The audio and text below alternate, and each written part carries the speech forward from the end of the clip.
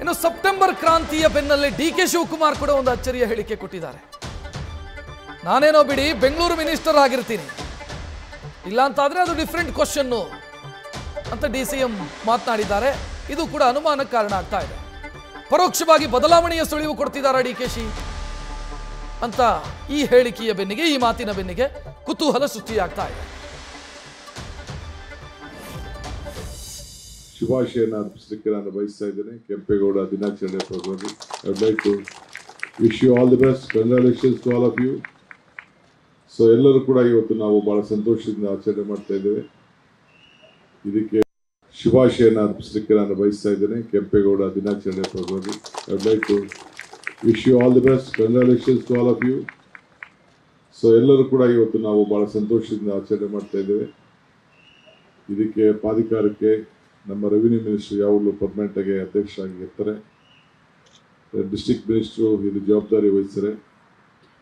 So ನಾನೇನೋ ಬಿಡಿ Bengaluru minister ಆಗಿರ್ತೀನಿ, ಇಲ್ಲ there is different question.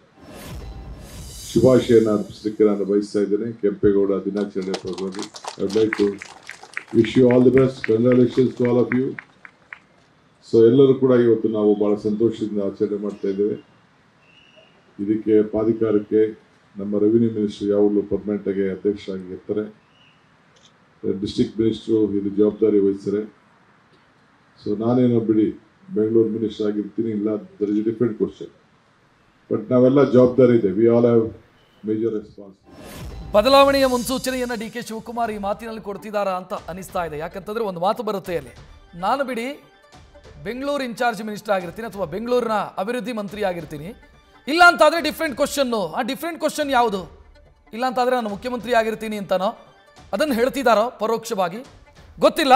But ಇದೆಲ್ಲವೂ ಕೂಡ ಒಂದಕ್ಕೊಂದು ಲಿಂಕ್ ಆದಂಗೆ ಕಾಣಿಸ್ತಾ ಇದೆ. ಡಾಟ್ಗಳನ್ನು ಕನೆಕ್ಟ್ ಮಾಡ್ತಾ ಹೋದರೆ ಎಲ್ಲೋ ಬದಲಾವಣೆಯ ಲಿಂಕು ಈ ಮಾತಿನಲ್ಲೂ ಕೂಡ ಕಾಣಿಸ್ತಾ ಇದೆ. ನಾನು ಬೆಂಗಳೂರಿನ ಅಭಿವೃದ್ಧಿ ಮಂತ್ರಿ ಆಗಿರ್ತೀನಿ, ಇಲ್ಲ ಅಂತಾದರೆ ಡಿಫ್ರೆಂಟ್ ಕ್ವಶನ್ನು. ಆ ಡಿಫ್ರೆಂಟ್ ಕ್ವಶನ್ ಏನದು? ಏನು ಹೇಳೋದಕ್ಕೆ ಹೊರಟಿದ್ದಾರೆ ಡಿ ಕೆ ಶಿವಕುಮಾರ್? ಗೊತ್ತಿಲ್ಲ. ನಾನು ಮುಖ್ಯಮಂತ್ರಿ ಆಗಿರ್ತೀನೇನೋ ಆ ರೀತಿ ಏನಾದರೂ ಮಾತನಾಡ್ತಿದ್ದಾರಾ ಗೊತ್ತಿಲ್ಲ. ಕುತೂಹಲ ಅಂತೂ ಸೃಷ್ಟಿಯಾಗ್ತಾ ಇದೆ. ನ್ಯೂಸ್ ಫಸ್ಟ್ ನಿರ್ಭೀತಿಯಿಂದ ನಿಮ್ಮ ಪರವಾಗಿ.